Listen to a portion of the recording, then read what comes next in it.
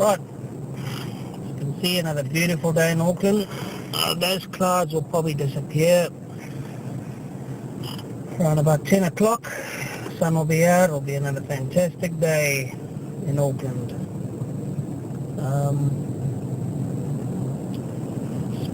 Probably the sort of day where you really want to be on your motorcycle. But I thought I'd just, I don't know how many people in New Zealand, bikers are probably, are pretty up to speed sort of people, I would have thought, with regards to the laws that have changed for the bikes. There's a couple of those changes, and bikers have probably been doing this for a number of years, and I think it's more of a case where the transport guys, the guys in charge of rule making, have decided that well, if we can't beat them, we better join them, or change the rules to suit, because yeah, it's been happening for many years.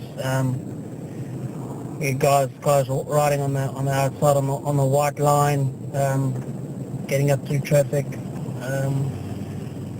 filtering like that guy's just done there now, which are all, you'd think, little perks of being on a bike. There has to be some advantage to being on a bike. Otherwise we'd all be sitting in this, spending 2 hours trying to get to where you want to go. So just some of the rule changes which take effect on the 1st of October 2011, which have already probably happened because today is the 30th of November 2011. So those rules have been changed. One of those rules are the use of using the bus lane on the very left-hand side of the road. I don't know if you guys can see. There's a medium strip there. Your buses barrel down. Bikers can now get in that lane and move up with buses.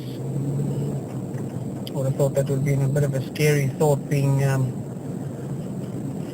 in front of a bus or being between, having a bus in front and behind you. I would have thought that would have been a bit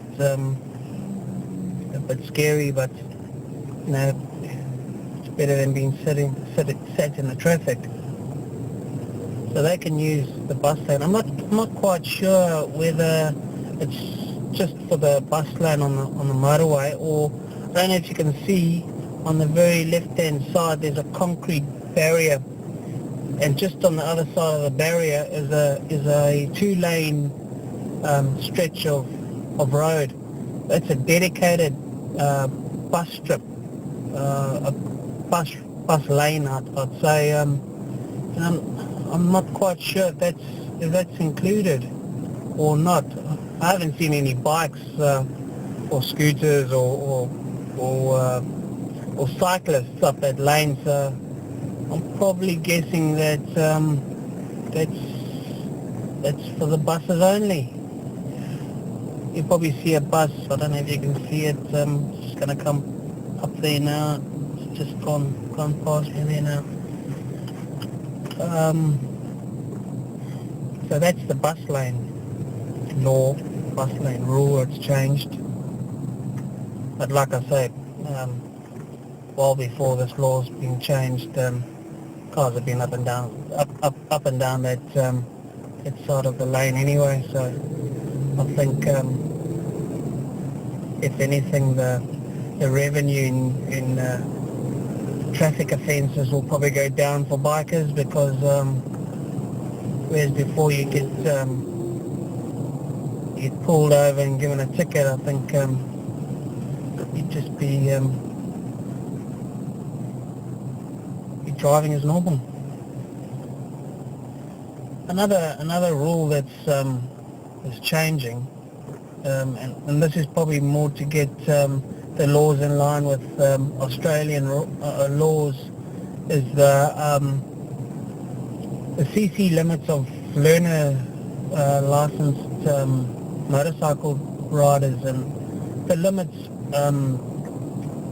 always being 250 cc's, but now they've changed that to power to weight ratio, which they don't look at the cc rating anymore. They look at the weight of the motorcycle compared to the power output of the motorcycle's engine, which is interesting because I think it's gonna, if anything, it's gonna open up the there's just a car coming up on the left there. It's gonna open up the market for motorcycles, and I think the 250cc class of motorcycles are gonna take a bit of a fall, because I can see guys that are on a learner's license, they'd probably rather be wanting to be sat on a 600 or a 650, especially guys that want to do longer sort of distance riding, and they don't want to be confined to be sitting on a 250cc doing 100 k's or 200 k's up the road. You don't want to be sat on a 250.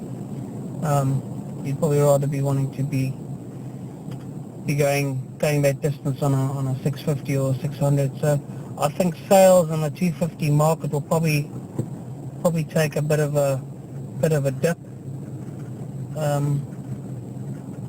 I don't know.